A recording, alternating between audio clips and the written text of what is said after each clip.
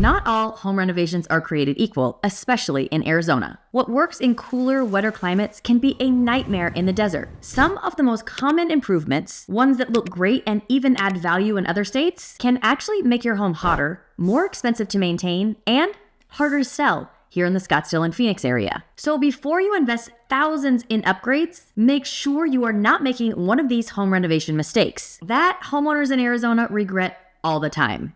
Let's get into it. Dark colored roofs and exterior paint. Now, I know the darker colored exteriors like dark gray or charcoal are really popular in modern and contemporary design. A black roof or dark colored stucco can give a home a sleek, high-end look that really stands out. Now, if you're in an HOA, the colors that you're allowed to pick will be predetermined for you, but you will still be able to choose from the palette that they have in the design guidelines. And some of those colors have changed over time to include some of the darker colors. But in certain parts of Scottsdale and Phoenix, when my clients ask me, can I paint my house? I say, sure. What color brown would you like? And here's the reason. In the desert climate, dark colors retain the heat rather than reflecting it. This means your home gets significantly hotter during the day, forcing your air conditioner to work even harder to cool it down. The result? Higher energy bills and more uncomfortable living environments. Not to mention that if you paint your home a color on the darker side, when we have monsoons and blowing dust, your home is just going to end up looking dirty all the time. Now, roof temperatures in Arizona can reach 150 degrees Fahrenheit in the summer, and dark-colored roofs only increase that heat absorption. Even the exterior paint on walls can make a noticeable difference on how much the walls retain the heat. In colder climates, that heat absorption is actually beneficial because it can help in reducing heating costs. Dark roofs and walls work really great in northern states, Canada, and mountainous regions where homes need extra warmth. In Arizona, it is better to stick with lighter, more reflective colors, those like the beiges, the tans, and the lighter grays. And if you're redoing your roof,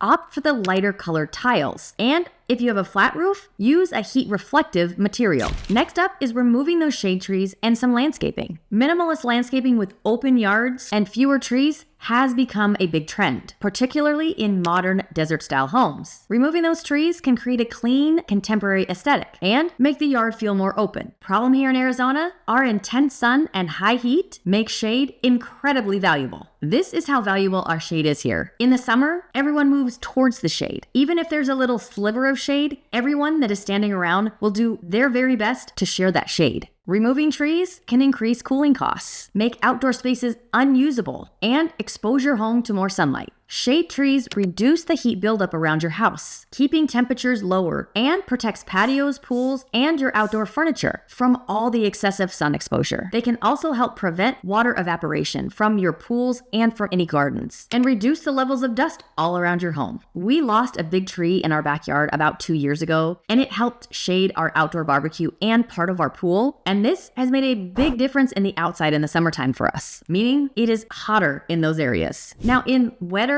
more temperate climates, these big shade trees aren't as critical. And in places with milder summers, an open yard can allow for more natural light. And that tree removal doesn't lend to excessive heat. In Arizona, keep those mature trees whenever possible. And if you want to plant new ones, opt for those fast-growing, desert-friendly trees like Palo Verde or mesquite. Now, there's no question that I see homes all the time that are over-landscaped in the backyard. But if you want your backyard to feel more open, I would opt more towards removing the brush and some of the lower plants rather than those large trees. Trust me, you'll thank me when you keep those trees. Now, next is installing huge windows without any UV protection. Large windows, glass walls, and floor-to-ceiling designs are a staple of the modern luxury home, creating a bright and open feel and maximizing natural light. The problem is, Arizona's year-round intense sun means that large unprotected windows can turn the house into a heat trap. And without the right UV protection on those windows, the sunlight can raise your interior temperatures, forcing your air conditioning unit to work harder, fade your flooring, furniture, and artwork due to the UV exposure. I have seen this happen to people's very expensive furniture and very expensive rugs. It can also cause glare issues, making it really uncomfortable to just sit next to a window. Now, in places like Seattle, Portland, or the Northeast, large windows bring tons of light into the space during the winter, naturally warming homes and reducing heating costs. Since these areas have more cloudy days, heat buildup isn't a major concern, but a better choice for Arizona is investing in low-E glass, UV blocking film, and potentially sunshades. All of these could help cut down the heat and protect your home's interior. You will see a lot of people here use those sunscreens to help keep the heat out, especially when they've got those windows that take a beating from the sun. I have also seen people use a clear tint on their windows that will cut about 70% of the heat that comes through the windows. And then there are those that have actually gone and installed triple pane windows. Now, as much as we all want as much light as we can in our homes, we will also do whatever it takes to keep the heat out while still allowing the light to come in. Another thing I've seen people do is remove the ceiling fans because they want some trendy new light fixture. Now, sleek modern lighting like a pendant light, a chandelier, or sometimes recessed lighting is often chosen to replace that ceiling fan because sometimes people just don't like the way they look. But ceiling fans aren't just decorative here. They're more like an essential. They help to circulate the air and can actually make the room feel 5 to 10 degrees cooler when the fan is on, allowing you to not have to lower your thermostat that much. Arizona homes really rely on ceiling fans all year long to keep air moving, reducing cooling costs, and even making outdoor patios more bearable. The good news is that now there are a lot of different options for really attractive ceiling fans. There are some that don't even look like they're a fan until they're turned on and the blades come out. So if you really don't love the option or the look of a ceiling fan, you have a lot more options now. Now, in those cooler climates that we've been talking about, those homes don't require as much air movement because they can get that natural ventilation with open windows, which will provide sufficient airflow. In Arizona, most of the people that I know keep ceiling fans in some of the primary locations, like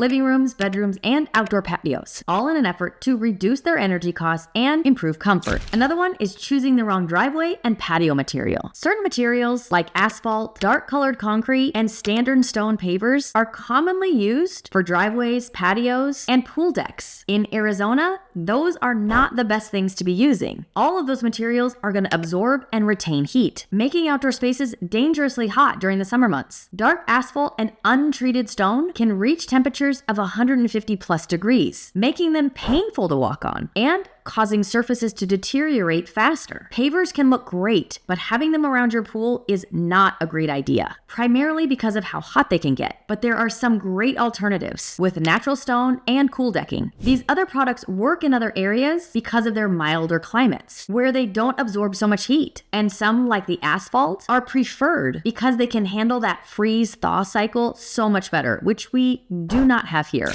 Another one I see is opting for real grass. A lush green lawn is a symbol of traditional landscaping, often included in the front yard and in the backyard. The problem here in Arizona, grass requires excessive watering, frequent maintenance, and some grass really struggles in the extreme heat. Even with irrigation, it is difficult to keep grass healthy all year long. And many homeowners regret the ongoing maintenance costs because if you're going to have green grass all year long, that means you have to have 2 different types of grass, one part of the year and the other part of the year, which requires quite a bit of cost and maintenance. Otherwise, you have to choose the time of year that you want to see the green grass. And then the other part of the year, you're going to look at grass that looks pretty much dead. In those cooler, wetter climates that we've been talking about, grass thrives in those environments. What most are doing here is they're switching to an artificial turf. My husband and I did that when we moved into the house that we're in now. We had a green grass lawn in the back. We took it out and we put artificial turf in. Now, I know some people have their feelings about the artificial turf because it is plastic. Does it get hot in the summertime? It does. But if you put an umbrella over the top of it and shade it, it cools off very quickly. So if you want green grass year long without having to worry about all that water and the maintenance,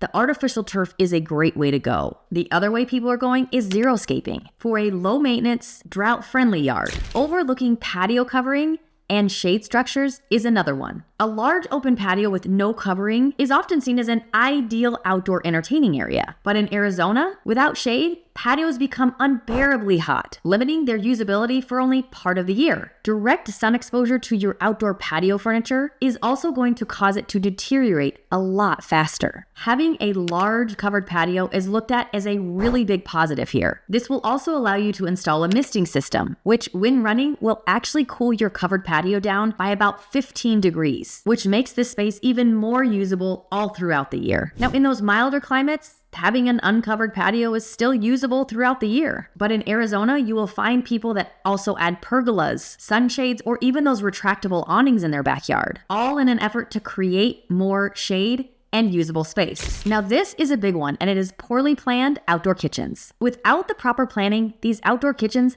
can become too hot to use, and they end up just collecting dust from all the monsoon storms. It is best to have outdoor kitchens under a shaded, well-ventilated area. The good news is that if you do this, these outdoor kitchens can be used all year long. Now, one of the other things about these is that when you're building them, you have to be really aware of the materials that you're using so that those materials don't get too hot. Even the countertops. Something else that I've seen is that if they're not in a well-shaded area and people put in things like refrigerators, those refrigerators take a beating. They work really hard to keep anything cool inside, and with that direct sun exposure on them, they will usually only last about 2 years. Now, can all of these really elaborate things work in an outdoor kitchen? Of course they can, and people love them, but it all goes back to the planning. So keep the direction that the outdoor kitchen is facing and the ability to have some shade over it in mind when you're planning it, and you will be able to enjoy that outdoor kitchen all year long. Now, if you're still thinking about moving to the Scottsdale and Phoenix area, you will want to take a look at this video